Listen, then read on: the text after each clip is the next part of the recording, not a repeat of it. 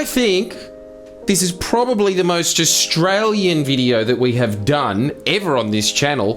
Bunnings workers confess their sins. In fact, it is so Australian that there is a little teaser from one of our international viewers that you will hear right after this.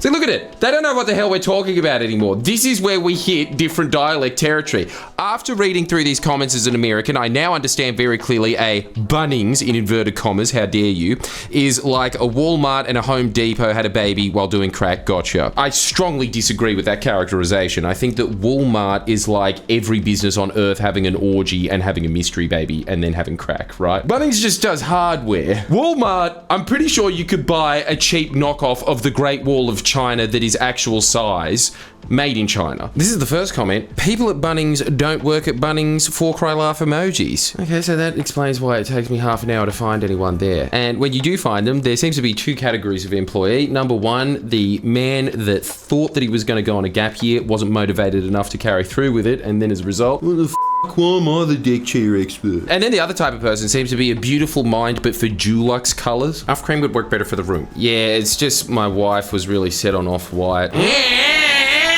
But I think that still constitutes as not working at Bunnings. I don't know if they're paid. I think they just put the shirt on and walk in the store. I was born here. I live in one of the extra large pots in the nursery. I was at the people greeter stand and a guy came in and asked where we kept our axes, so I told him which aisle. He then proceeded to grab 2 and start swinging around the store while swearing at customers and staff. Leave the store. Without paying, of course, smash up a bus stop with the axes, and then walk across the road into a Dan Murphy's where he then got arrested. Wow, what a class act. I mean, the Republicans were right. You see, almost anything can be used as either a weapon or a tool. I never worked there. Then stop trying to hog their glory. This is their moment. Glory. But I had a group interview with them. When asked, what Bunnings item would you be? One guy responded, PlayStation. Look, I think we all know which one of those 2 is dumber, but that is Dumb and Dumber right there, isn't it? I think it's the interviewer asking that one. Yeah, I know, but like, it's just... Shut up. What the f***? Like, it's demeaning enough working at Bunnings, you know? Like, you don't have to start the humiliation right off the bat. I'd like to be the elephant sealant. Another guy responded to a photo of someone looking at the catalogs as honouring the soldiers because there was a sign saying that the store was now open on Anzac Day. Of course, they got the jobs there. I didn't. You can't compete with that. They are putting Bunnings up, rightfully so as well, mind you, up there with the Anzacs. And if you don't have the same respect for it, mate, love it or leave it. Off. At 6 o'clock every day, we stand up and face the snags, and followed by the customary minute of sniffing. Lest we forget the sauce. I was working in the tool shop. I like how everybody needs to make a special mention of the fact that they are not working when they are at Bunnings. And I do get that as a fellow Australian. If I had a job at Bunnings, there'd be no need for heaven. We'd already be there. Just like heaven, don't lift a finger.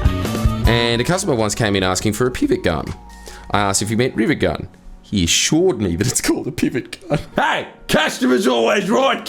I said, we have no such tool. Very polite that you didn't add, nor does any such tool exist, but I'll allow that. He then got super bad, telling me he bought them here before. He's really certain maybe we're wrong. I don't fucking know anymore. I just deadpan stared at him, walked him to the rivet guns, and watched as he couldn't decide whether to pick one up and admit defeat or walk away. Oh, man, I know from, being raised by a tradie, if there's one thing tradies don't like doing, it's admitting it wrong. So he may not have walked out with what he needed, but he came out with something better. His pride. He won, you lost. See, this is what I was talking about before. This is one of those off-cream employees. I was working at a door greeter in the nursery section at the Dubbo Bunnings. Dude, your job working at the Dubbo Bunnings nursery must be the same as those in Dune that are watering those plants in the palace. Each tray requires 100 liters of water a day. That is 100 double lives. Some poor guy came through the checkout with probably 15 to 20 bags of fertilizer manure on a flatbed trolley. What? He was planning a bombing in Dubbo. Mate, the whole place is a fucking bomb. Oh, mate, you can squeeze the water out of it. And I'm a thirsty dubbo boy. As he got through the checkout, 2 or 3 of them split open and spilled out all over the entrance area. I offered to get him a new bag of fertilizer, but he said in the most Dubbo-esque voice you can imagine, "Read in Bogan, thank you for the direction, sir. It's always good when someone gives me some, some stylistic choices to play with." Although having said that, this is Dubbo. I was going to do it anyway. Oh, mate, I got a spade in my car. What the f*** are you talking about? Why does that matter? This doesn't help. He then goes to his car, which is about 20 to 30 meters away, grabs a spade, then proceeds to shovel the spillage into a cardboard box that he had in his car. Wow, dude, this guy, I'm really impressed with him. That is a World War II mentality right there. Ration everything. As he walked to his car, in the rain, the cardboard box broke open and the whole content spilled out again. He yelled, "F*** me and my life!"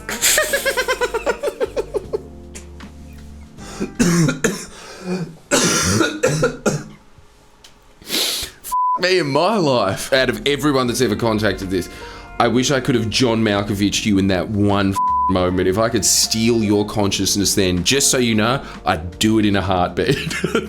We gave him another bag of manure to compensate his troubles, but laughed about it for the rest of the day. Oh no, it was far out. The trade-off didn't end. Given the rule of 3, I would not be surprised if he had a car accident on the way. And we all hope he did. First rule of working at Bunnings is anything that fits in your apron is free. Oh, okay. I didn't realise that was official policy. This is really interesting that this is the same as JB Hi-Fi, except for it's not anything that fits in your apron, it's anything that fits in your car. So I will say this.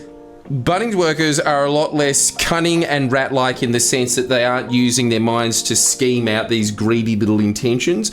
But you are much more rat-like in that sense of... Yes, crumbs for Henry. Imagine if the last guy got a job there. Just getting the shit, more shit for me. In fact, speaking of manure, did you know... No, dude, that's great. Jackson from Red Thread Fame, that's the other podcast that I do.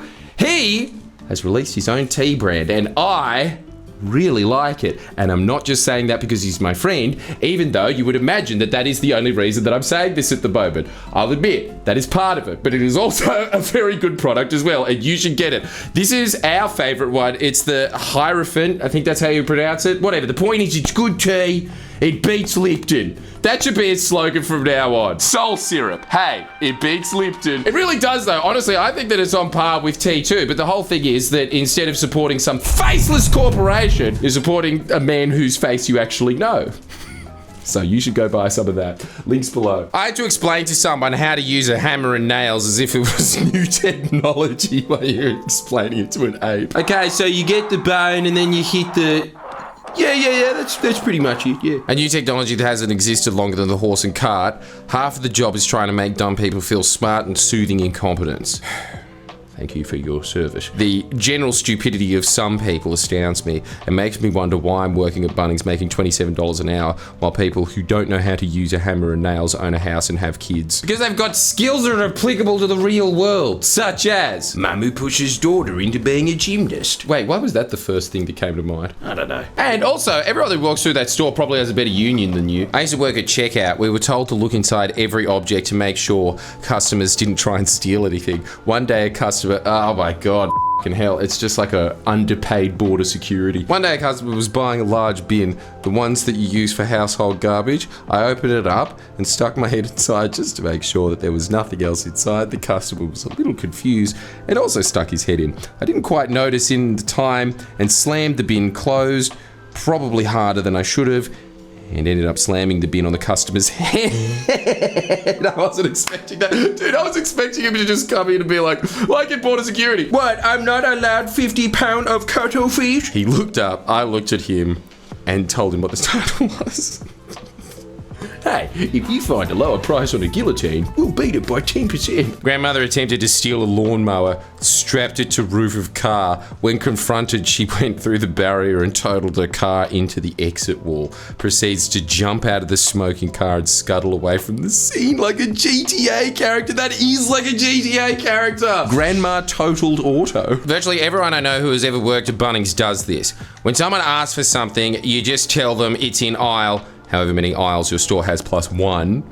just send people walking around for no reason at all. I knew it. I knew you were doing that. And also, you know what? The cosmic joke is on you guys because those keep getting bigger and bigger and bigger. So one day it will be. Yeah, it's in the quantum aisle +1. Yeah, geez, mate, is that in here or? Oh, you actually found it. Worked at Bunnings for 5 years, was my first job. I was put there as the gatekeeper in the timber yard, which was essentially the guy who checked cars for stolen goods by the boom gate before letting tradies leave. In my first week, business as usual, except one guy in a pretty dinged up white van. How many people in Bunnings, their job hasn't changed since the Middle Ages, has it? It's just the guy at the gate. Yeah, just some cinder blocks, mate. Ah, well, then your cinder blocks wouldn't mind getting jammed in the face with a pitchfork, would they? Would they? These cinder blocks are screaming an awful lot. White van rocked up trying to leave the gate. I asked for his receipt, which read that he purchased 20 bags of lime. I opened the boot, which was protocol, and saw a rolled up rug next to the bags of lime and asked him, What's in that rug, eh? well, that's not what it says, but that's how I imagine it said. He told me that it was his and not bought from the store. Being a 15-year-old, I couldn't care less, so I opened the gate and let him go. Fair enough, you're not a private investigator. It's not them to put a 15-year-old in charge of being the gatekeeper. Catch me 1 week later and 2 police officers come to question me about this customer and ask for details. I told them what happened and asked them what was wrong, to which they then told me the guy who came in had just murdered somebody. The rolled up rug contained a body, and the excessive amount of lime was intended to dissolve the body. Damn. I really wish that you opened that up as a 15-year-old, because, as is any 15-year-old's prerogative, if they ever see a dead body, cool. Can I poke it with a stick? However, what the murderer didn't know was that lime was an organic preservative, so the cops found it quite easy to find the body, as it was practically perfectly preserved in the ditch of which it was buried in. Well, this is probably one of the greatest comments that we've ever had, because one, that is an incredible story. I mean, we all kind of saw it going there, but I didn't think it'd go that far. Two, very good to know, I won't be using lime in the future when I need to dispose of a body, because I thought that they did that. Jesus, hey, this is the whole thing about getting your worldview from Hollywood, eh? They just glamorise everything. Hey, I had a lot of fun with that. Also, that American yank at the front gave us all an idea. Let's find out about Bunnings on crack. Yes, that's right, I'm calling Walmart it now. If you have some Walmart stories, let us know in the comments, because I bet you, if these are the stories in Australia, dead bodies here, I mean, we you know, we're very famous for our serial killers and we take a lot of pride in them, but there's got to be some psychos in Walmart, surely. Anyway, let's find out together, shall we? Like and subscribe. Bye the tea!